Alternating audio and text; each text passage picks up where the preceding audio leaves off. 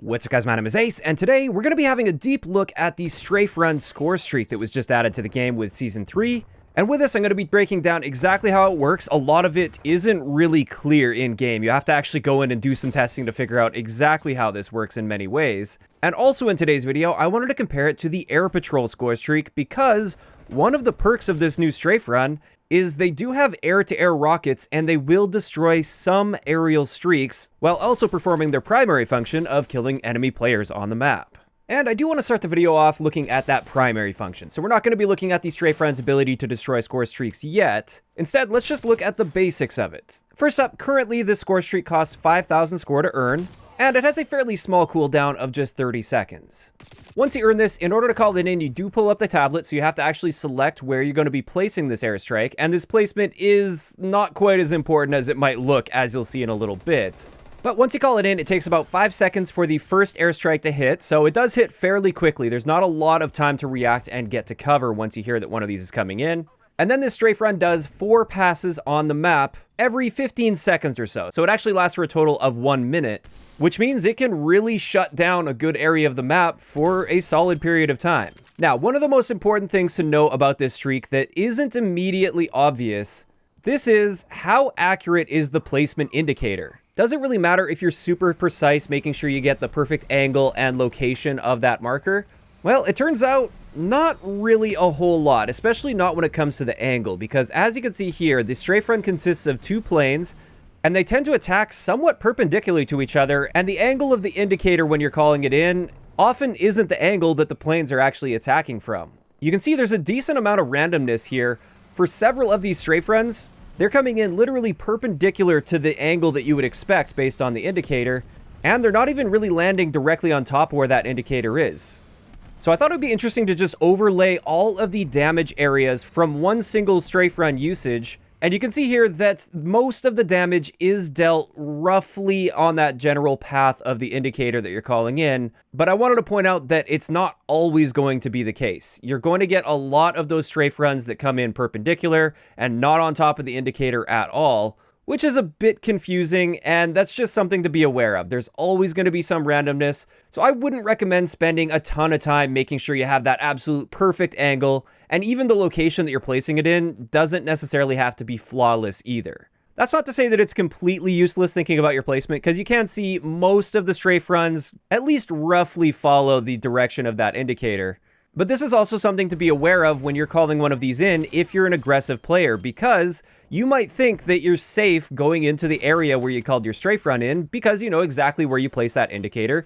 So you might think, well, as long as I stay out of that direct path from the indicator, then I'll be safe. Turns out that's not true. If you call one of these in, you don't want to go anywhere near where you place that indicator until the Strafe Run is over. Additionally, this goes to show that this is a terrible streak to be using in hardcore game modes because you simply lack precision and it's far too likely that you're going to end up killing teammates with this.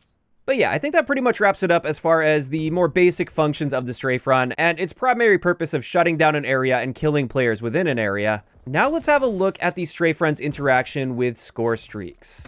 What I did here is I went into a custom game and I tested the Strafe Run against every one of the aerial streaks, and I jotted down which of the streaks your Strafe Run will destroy. It's worth noting they don't immediately destroy aerial streaks, it will destroy the streaks as they come in on a Strafe Run pass. But you can see here, the UAV and counter UAV, those are both destroyed by a Strafe Run, so it's great for countering those. Also, a care package helicopter can be destroyed by a Strafe Run, but the timing has to be right on this. Enemies can definitely still get a care package off in time in between Strafe Runs if they time that right. However, if that Strafe Run happens to come in just as the care package chopper is, then it will destroy the care package chopper. Additionally, we can see the Strafe Run will destroy an attack chopper as well as the chopper gunner, but nothing else. It doesn't destroy a VTOL, it doesn't destroy a gunship or a harp. None of those aerial streaks are destroyed by the Strafe Run. And I actually think that's good news, because this is where I want to compare it to the Air Patrol. With the Air Patrol, once you call it in, it immediately shuts down streaks. You don't have to time it right and get the strafe timing just right. It will pretty much immediately destroy those streaks, and it will destroy every single one of the aerial streaks that the Strafe Run will destroy. And on top of that, it will also destroy Strafe Runs, whereas Strafe Runs can't destroy an Air Patrol as far as I can tell based on my testing. And also, most importantly, the Air Patrol takes down harps, VTOLs, as well as gunships. whereas the Strafe Run can't do that. And I think this is actually great news, and this is balanced quite well. I was worried that the Strafe Run would just be a straight-up replacement for the Air Patrol that's just better in every way, where it can do everything an Air Patrol can do, plus it can also kill enemy players. But it turns out the Strafe Run is fairly limited in which streaks it's able to destroy. I should also point out, just in case it isn't obvious enough, the Strafe Run can also destroy ground-based streaks just from the standard Strafe Run hitting it, but it doesn't actively target the ground-based streaks as far as I can tell. It's just if it happens to be in the path of a sentry gun, then yes, it can destroy a sentry gun. It just won't be targeting it specifically. Now, one last thing I wanted to cover when it comes to the Strafing Run is how do you counter it? When it comes to this, the first big question I had was, can you shoot it down with a launcher, like the Sigma, for instance, which locks on? Can you just shoot the Strafing Run down? Well, it turns out you can lock onto a Strafing Run as long as it is close to the play space, so you can't lock onto it at all times.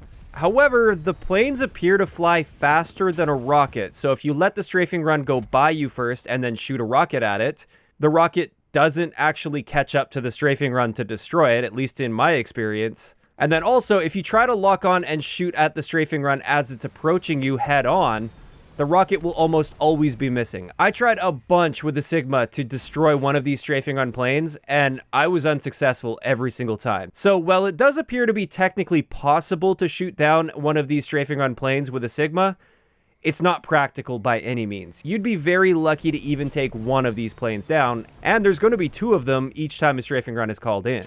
Additionally, I did test with Flak Jacket as well as Cold-Blooded, and neither of these will protect you from a Strafing Run. So realistically speaking, the only thing you can do to get away from a Strafing Run is try to get inside, try to get some overhead cover, and also stay away from any doors or windows, because there is splash damage with each of the Strafing Runs that go by.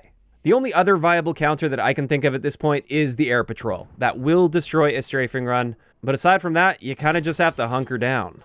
And that pretty much covers it for the breakdown of the Strafe Run score streak that they added to Cold War.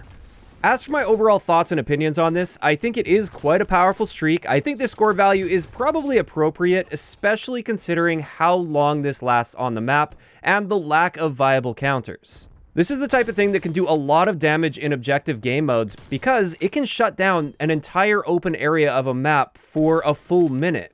And really, the enemies only have brief 15-second windows to move through that area. So in a game mode like Domination, if you have an open B flag and you have that capped, you can just pop this Strafing Run right on top of the B flag, and that essentially gives you a full minute of practically uncontested time on the B flag. Yes, they can contest within the 15-second windows, but unless an entire team piles on, it's unlikely they're going to be able to get that cap within that 1 minute period.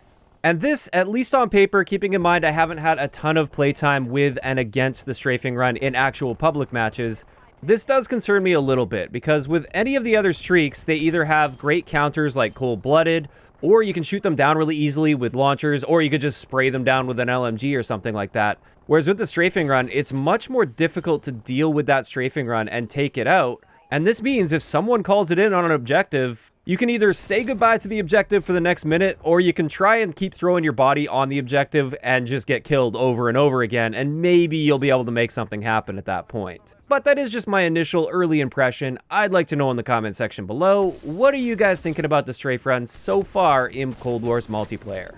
If you enjoyed the video, a like rating is always appreciated, and don't forget to subscribe for more if you haven't already. I'll talk to you guys next time.